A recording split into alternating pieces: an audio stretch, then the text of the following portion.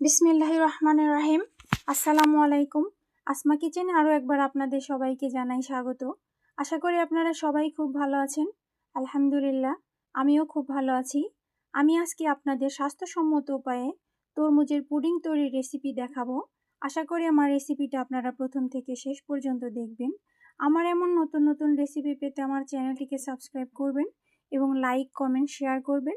আর যারা অলরেডি আমার চ্যানেলটিকে সাবস্ক্রাইব করেছেন তাদেরকে জানাই অসংখ্য অসংখ্য ধন্যবাদ। আর কথা না বাড়াই, চলুন মূল রেসিপি শুরু করা যাক।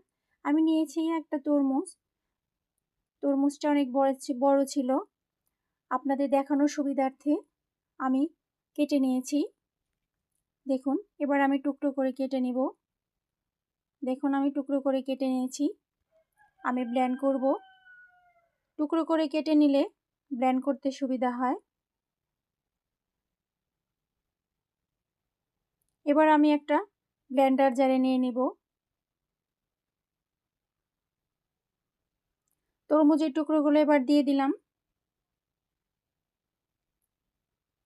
এবার আমি দিয়ে দিচ্ছি গুড়। স্বাস্থ্যের কথা মাথায় রেখেই আমি গুড় দিয়ে দিলাম। আমি রাইস চামচের 3 চামচ গুড় দিয়ে দিয়েছি। আপনারা কে কেমন মিষ্টি খান দিয়ে দিবেন। দিয়ে দিলাম পানি। আমি পরিমাণ মতো পানি দিয়ে দিলাম।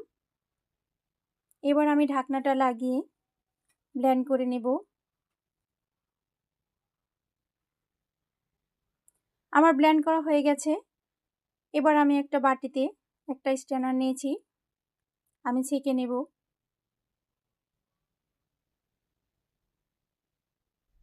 জুসগুলা ছেঁকে নিচ্ছি।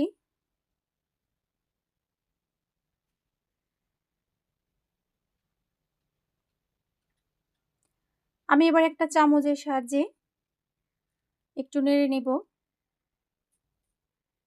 যাতে করে ভালো মতো জুসটা পড়ে।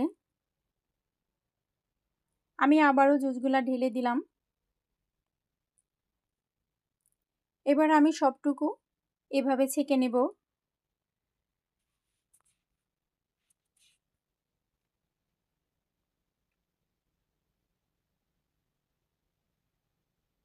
দেখুন, আমি চামচ দিয়ে চেপে চেপে ছেঁকে নিলাম। এবার আমি স্ট্যান্ডারটা তুলে ফেললাম। দেখুন কেমন হয়েছে। এবার আমি দিয়ে দেব একটু পিঙ্ক সল্ট দিয়ে দিলাম। আমি হাফ চা চামচ পিঙ্ক সল্ট দিয়ে দিলাম, এতে করে টেস্ট ভালো লাগবে। দিয়ে দিচ্ছি আগার আগার পাউডার। আমি 2 টেবিল চামচ আগার আগার পাউডার দিয়ে দিলাম। এবার নেড়ে নেব। এই ঠান্ডা অবস্থায়, নর্মাল অবস্থায় ভালো করে নেড়ে নিতে হবে, তাছাড়া দলা পেকে যাবে। গরম অবস্থায় কখনোই আগার আগার পাউডার দেওয়া যায় না। আমি খুব ভালো করে মিশিয়ে নিচ্ছি। দেখুন, আমি নিয়েছি সাবুদানা। আমি ভালো করে ধুয়ে 15 মিনিট ভিজিয়ে রেখে আমি সিদ্ধ করে নিয়েছি। আমি এটা দিয়েই পুডিং তৈরি করব।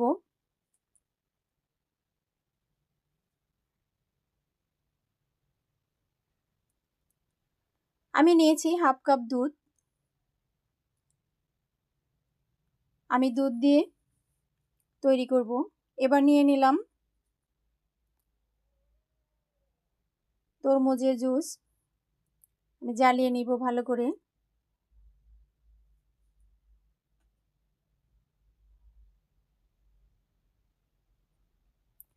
অনবরত নেড়ে দিতে হবে, তাছাড়া লেগে যেতে পারে। দেখুন বলক এসে গেছে। কালারটাও কত সুন্দর লাগছে।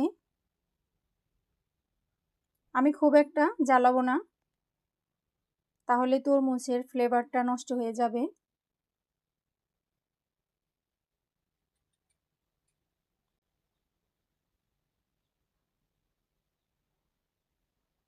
অনবরত নেড়ে নিতে হবে।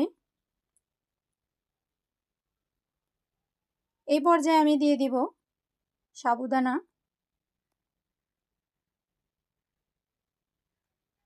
দিয়ে দিচ্ছি।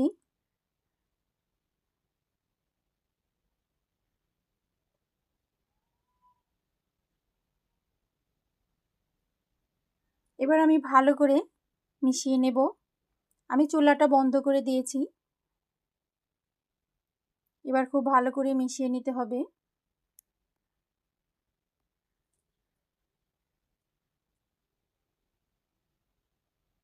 আমার মেশানো হয়ে গেছে, দেখুন কতটা সুন্দর লাগছে।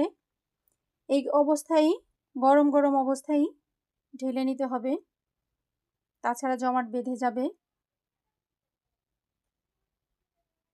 এবার আমি বাটিতে ঢেলে নিব।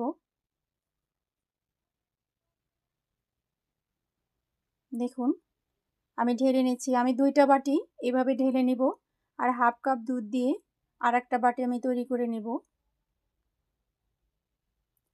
তারপর আমি 30 মিনিট ফ্রিজে রেখে ঠান্ডা করে নেব, সেট করে নেব।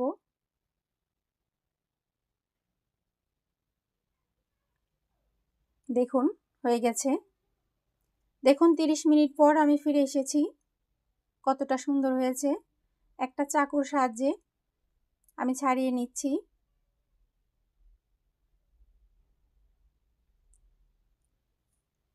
কত সুন্দর সেট হয়েছে দেখুন। এবার আমি একটা বাটিতে ঢেলে নিব। দেখুন কত সুন্দর পারফেক্ট হয়েছে। এভাবে আমি দুধের দইটাও তুলে নেব।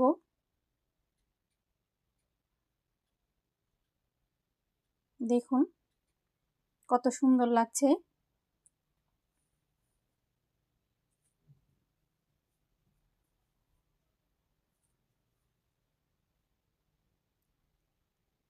কতটা সুন্দর লাগছে দেখতে, খেতে খুবই ভালো হবে।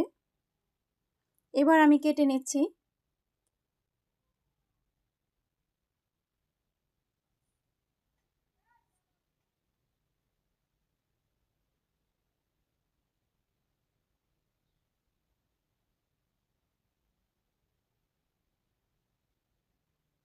দেখুন কতটা সুন্দর লাগছে, কতটা পারফেক্ট ভাবে তৈরি হয়েছে।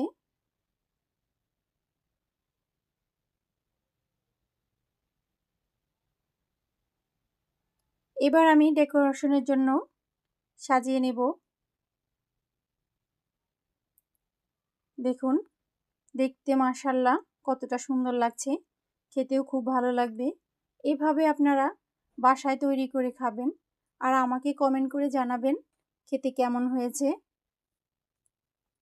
ছোট বেবিদেরকেও এভাবে তৈরি করে দিলে ওরা খুশি মনে খেয়ে নেবে। এতক্ষণ আমার সাথে থাকার জন্য আপনাদেরকে অসংখ্য অসংখ্য ধন্যবাদ।